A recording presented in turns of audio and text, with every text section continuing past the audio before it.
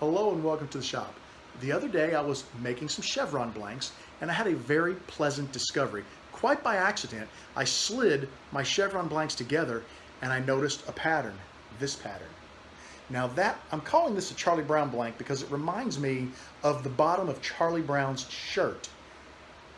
I love the look of the blank, and what we're going to do today is we're going to turn this blank on the lathe and see what it looks like as a final turned blank.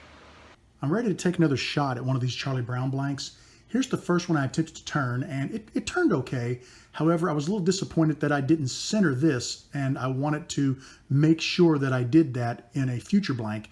And also you can see I did not drill down the center, otherwise you would see this type of an effect on the back side of the blank as well.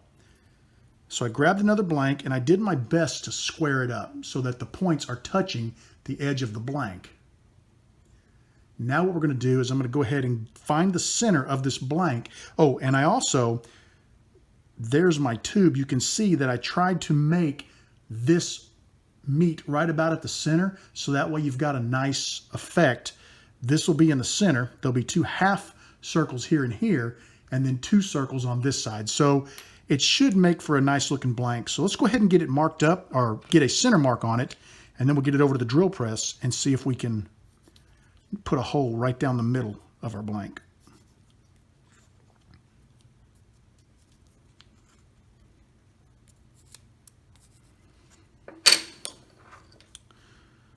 Looking at it, it's not bad.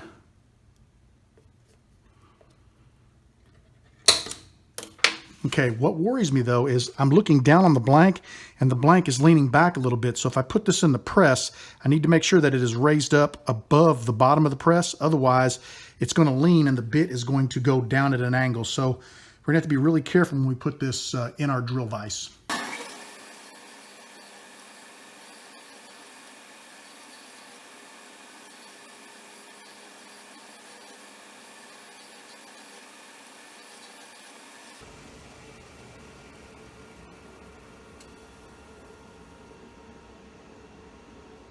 I've got my blank chucked up. I certainly hope that I was able to drill down the center this time, because I would like to see what it looks like when it's perfectly symmetrical. I'm going to strop my skew, and then we're going to go ahead and get this blank turned.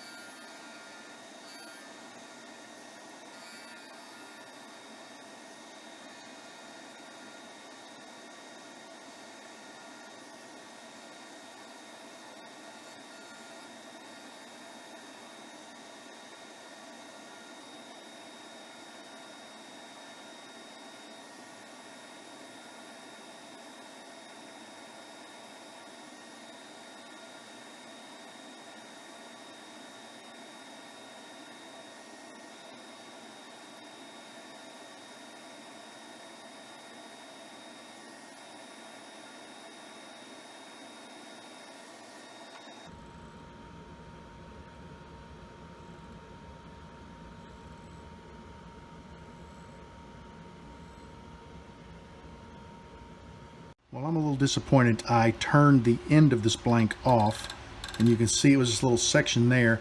I don't think I'm going to let that stop me, because if you look, I did a great job centering this one. I love the pattern. I know for a fact that I have enough play in a Sierra that I could take this and this section off of the blank. So I think what I'm going to do is I think I'm going to head over to my disc sander, and I'm just going to basically clean both of these sections right off this blank. We'll come back to the lathe, make sure we have a nice fit at the bushings, and we'll finish this pin up because I think it's going to look amazing. Again, we're just going to turn the end of this tube down even with the first blank on both sides. I think it's going to turn out really nice. Having a little piece like that at the end, especially a segmented piece, you can see there are multiple pieces there, it's very difficult to deal with.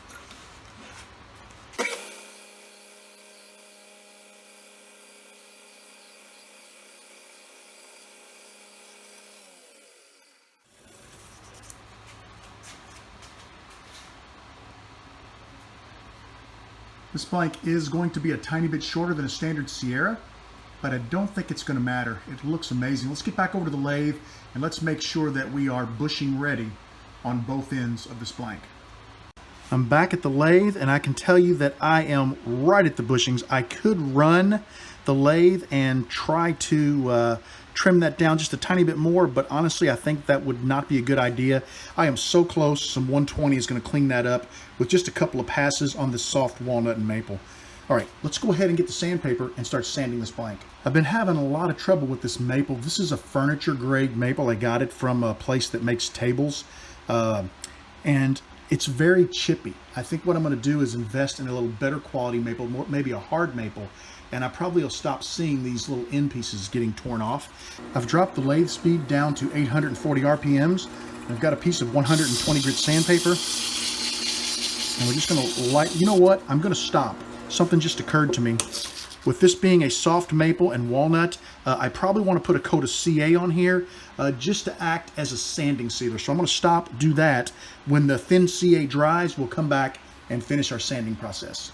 Before I apply the CA, I'm going to clean the blank with a little denatured alcohol just to get any of the sanding dust I put on it, any of the turning dust away from the blank.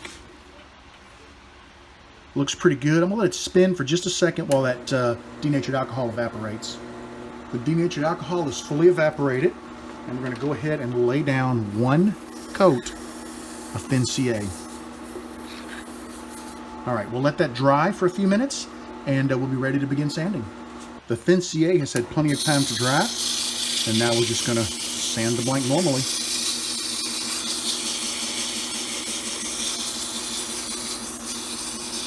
I'll go ahead and shut the camera off, and I'll come back once I have it sanded down to 400 grit. Just finished sanding with 400 grit. I think the blank looks really nice. I'm going to go ahead and get it removed from the turning bushings and get my non-stick bushings on there.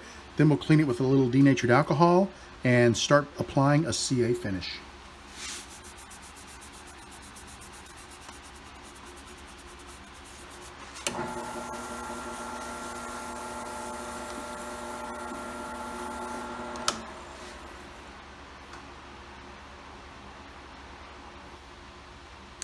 I'll let this spin for a little bit so the denatured alcohol can evaporate, and then we'll apply a CA finish.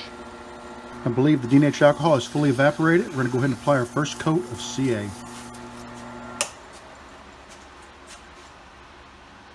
Looks really nice. All right, I'm going to shut the camera off. We'll apply the remaining coats of CA, and I'll come back and show you the blank right before I micromesh it. I have finished with the CA glue application. I've got a beautiful finish on the blank.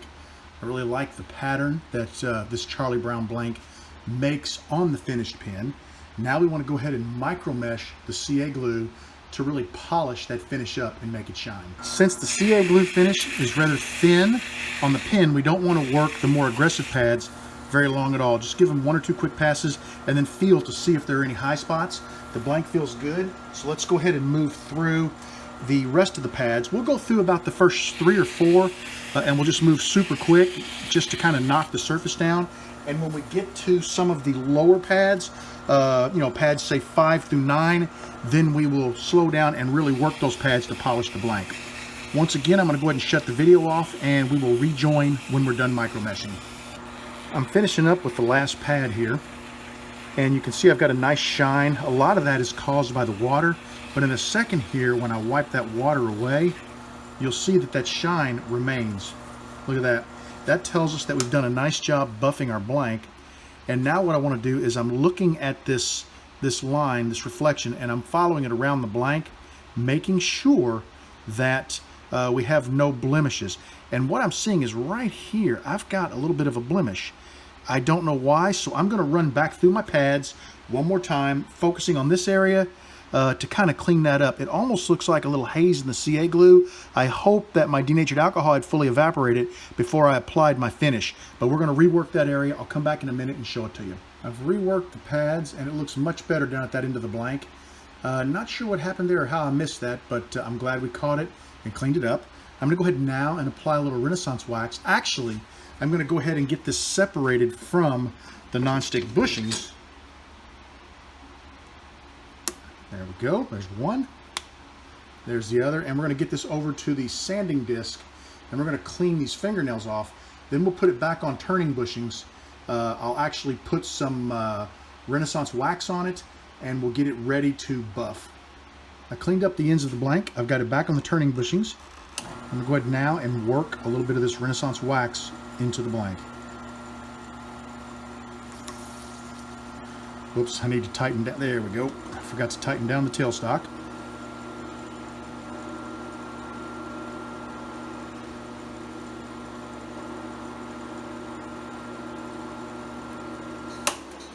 All right, I'll get my buffing wheels on the lathe and we'll go ahead and buff this blank up.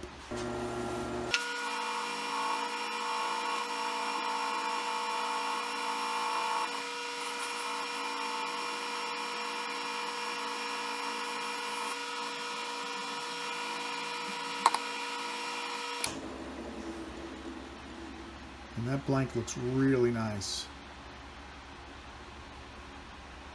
I don't think we'll turn this blank into a pin. I'm not going to press it into a kit, and I'll show you why.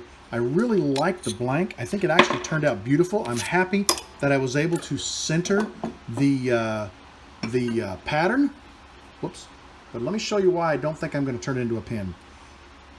Take a look at the center line, the glue line. I'm just not happy. The glue lines are too prevalent, especially like right there. You really see that glue line. I need to work a little harder on getting rid of these, and I don't know what happened. I don't know whether I did not have enough pressure to press the blank together, or whether I should have trimmed the side of the blank with the table saw blade and make sure that it was nice and smooth. I'm not sure what caused that, but I will be more cognizant of that in the future as I make more of these blanks. I can say that I love the pattern. I love how it turned out. It is extremely unique. It's time to head back over to the table saw and make another one of these blanks and see if we can't correct some of the things we don't like about this one. I'd like to thank you for joining me in the shop today for the turning of one of my Charlie Brown blanks. I couldn't be happier with the pattern. I love how it turned out. This one didn't make it into a pin kit. Not all blanks do, and there are reasons why. If I was to press this into a pin kit, yes, it would be a nice looking pin, but what would happen is I would end up taking it apart because there's no way I would give that pin away with glue lines like that. It's just, I don't know, it's not something that I want coming out of my shop. But I do love this pattern. I can see me making a lot more of these. I think part of the issue was, and I mentioned this earlier in the video, I believe, this is a soft maple. I want to get some hard maple as my contrasting wood and make some more of these blanks, and I don't think we'll have an issue. I think we'll be able to get enough pressure on there to close those glue lines up and you won't see them. But beyond that, there's your Charlie Brown look, and then it just kind of opens up into these nice ovals, and I think it looks amazing. I'd like to thank you for joining me in the shop today. I want you to know that you are always welcome in my shop. Come back and see me again real soon, and have a great evening.